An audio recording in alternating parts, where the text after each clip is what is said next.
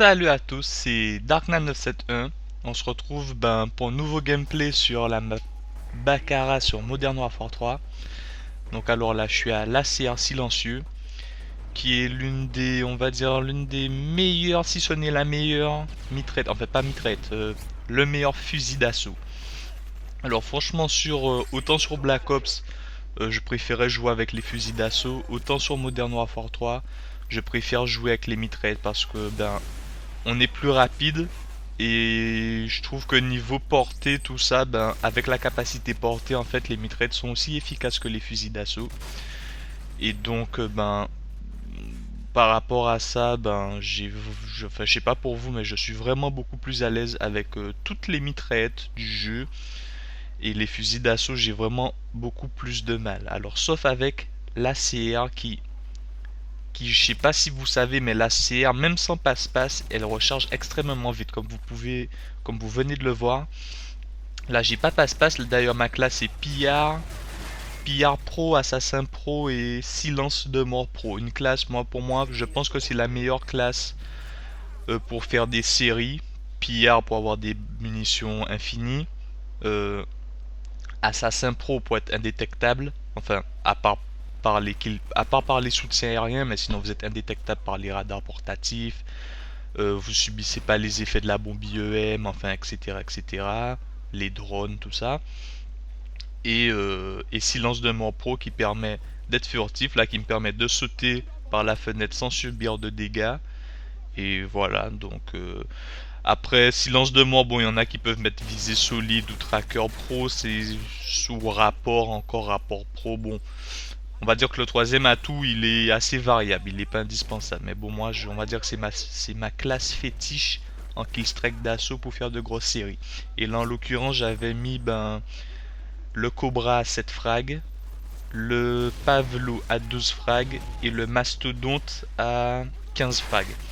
Donc en fait, depuis le début de mon prestige, le plus souvent je jouais en spécialiste. Ou lorsque je jouais en assaut, je jouais pas avec des très gros killstreaks. Je crois que le plus gros killstreak que j'avais mis, c'était Pavlo ou AC-130. Et donc là, je me suis dit, bon là, je venais d'avoir je crois ma première... Non, non, je crois que j'avais même pas encore eu ma première MOAB à l'époque. Et j'étais toujours dans l'espoir d'en avoir une et je me suis dit, bon, j'en ai marre de jouer en spécialiste. Parce que ça faisait toujours des gameplays avec des scores un peu identiques, on va dire. Je n'arrivais jamais à faire plus de 40 frags. Et donc là... Alors là, vous allez me dire que je campe. Alors, le souci avec Modern Warfare, c'est que les killstreaks comptent dans la série. Alors, on a souvent tendance, et moi-même je l'avoue, à laisser notre killstreak faire le travail à notre place. C'est-à-dire que là, étant donné que mon hélicoptère est dans le ciel, là, je temporise un peu et je laisse mon hélicoptère en fait faire des frags pour me faire obtenir mon Pavlo. Et donc certains vont trouver ça un peu pas fair play, mais c'est comme quand lorsqu'on essaie d'obtenir la bombe nucléaire, c'est la plupart des gens, même les PGM soi-disant, ils faisaient la même chose. Et j'avoue que c'est un défaut chez Modern Warfare 3 que les killstreaks comptent dans la série, parce que comment dire ça, ça pousse à ce genre de comportement malgré soi. Enfin bon, là mon hélicoptère a disparu, il s'est fait détruire, je sais pas, donc il m'a pas donné directement mon Pavlo. Donc là vous pouvez constater que la CR est vraiment très précise, donc là je l'avais avec la capacité recul, j'avais pas encore stabilité. D'ailleurs pour ceux qui se demandent c'est quoi la différence entre recul et stabilité, franchement je ne sais pas, je pense juste que stabilité c'est un peu mieux que recul vu qu'on le débloque dernier. Bon pour moi c'est ma logique. Après la différence flagrante je ne sais pas.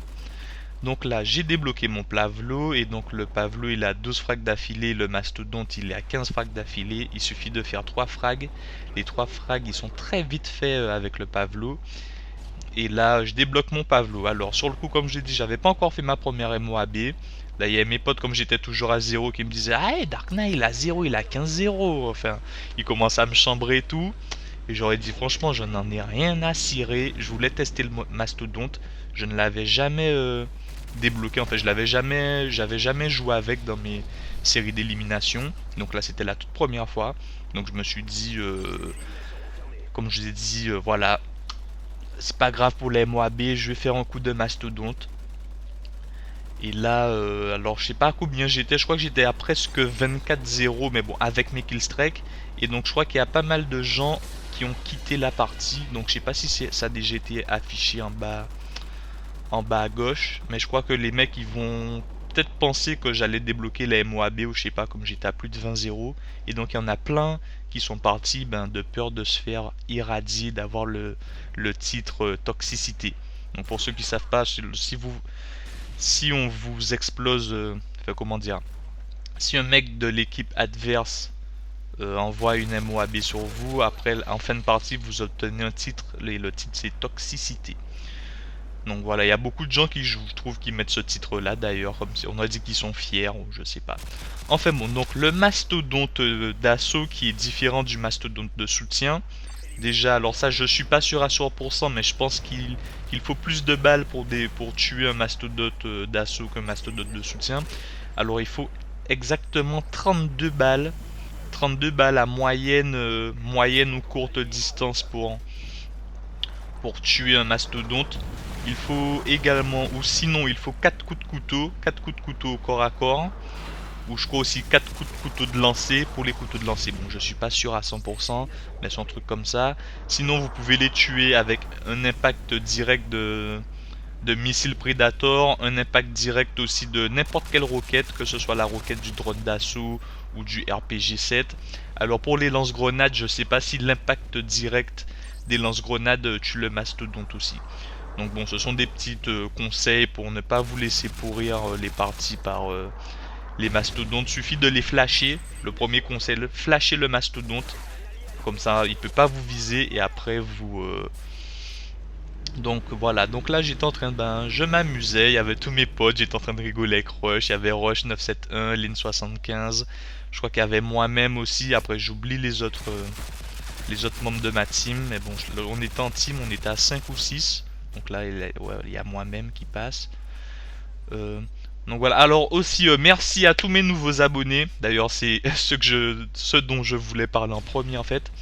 Donc merci à tous mes nouveaux abonnés de Code QG. J'ai une vidéo qui est pas, enfin c'est le gameplay d'un de mes abonnés qui était passé sur Code QG, gameplay que je commentais. Donc là vous avez pu voir qu'il y avait Linz aussi, le petit copieur qui était qui avait mis ben le mastodonte. Alors pour mes nouveaux abonnés qui ne le savent pas, Linz c'est le membre de ma team qui a déjà eu 16 MOAB. Donc lui il fait des MOAB comme on envoie des drones, lui il fait des MOAB normales, en rushant et tout. Enfin bon. Donc voilà, et là aussi il avait fait une petite pause avec les killstreak spécialistes. Et d'ailleurs, lui il les a obtenus avec spécialiste, sans spécialiste. Donc bon ça, je veux dire, c'était pas la raison principale. Mais il avait mis des gros killstreak. Parce qu'en général, quand il tente la MOAB sans spécialiste, il met que drone. Et là en l'occurrence il avait mis le mastodonte comme moi. Donc je sais pas s'il avait entendu avant de la partie que j'avais dit que j'allais mettre mastodonte et il avait mis aussi. Enfin bon, donc on se retrouve à 2 mastodontes sur la carte. Là on a vraiment dit qu'on est dans un désert. Comme je vous ai dit, là j'étais sur, je crois, je devais être à 28 ou 30-0, un truc comme ça. Et les gars en face, enfin la majorité des gars ils ont rage quitté. Et je crois qu'ils se sont retrouvés 4-2. Donc là on est en train de chercher les 2 mecs qui restaient dans la carte. Et je peux vous dire qu'avec 2 mastodontes plus le reste de l'équipe qui est à côté de vous, les 2 mecs en face ils avaient quasiment aucune chance. Donc on joue une espèce de petit show caché. Toucher c'est toi le chat, ou je sais pas comment dire. En plus avec mes potes on essaie de faire la partie de juré en fait. Vu qu'on a vu qu'il restait pas beaucoup de temps, on s'est dit bon ben autant ne pas trop ramasser les plaques pour faire un maximum de frag, on va dire, vu que j'étais à 0 et que je m'étais pas fait tuer. Donc j'essaie de faire on va dire mon plus gros score, quoi, mon plus gros ratio. Et donc voilà, donc c'est vraiment très intéressant le mastodonte, ça vous permet, bon quand les mecs en face sont pas très forts, c'est vraiment très intéressant, sinon vous pouvez vraiment vite vous le faire détruire. Et je trouve que bon, quand même pour 15 frags d'affilée, se faire tuer très rapidement lorsqu'on a un killstreak de cette importance, c'est quand même assez décevant. Donc bon, pour les autres parties, j'ai mis mitrailleur d'Osprey. D'ailleurs, je vais vous proposer un gameplay d'ici peu où je débloque le mitrailleur de spray. Donc bon, voilà un petit gameplay sympa avec les membres de la team DSU. Il y a Roche971 que, comme vous avez pu le voir, qui a fait la killcam au sniper, le PGM du snipe. Et voilà, et le dernier membre, voilà, c'était Drems RDP. En fait, on était à 5 DSU. Voilà, allez, salut à tous, j'espère que ça vous aura plu. On se retrouve très prochainement pour d'autres vidéos de Call of Duty. Allez, salut à tous, portez-vous bien et bonne année 2012 surtout. Ciao.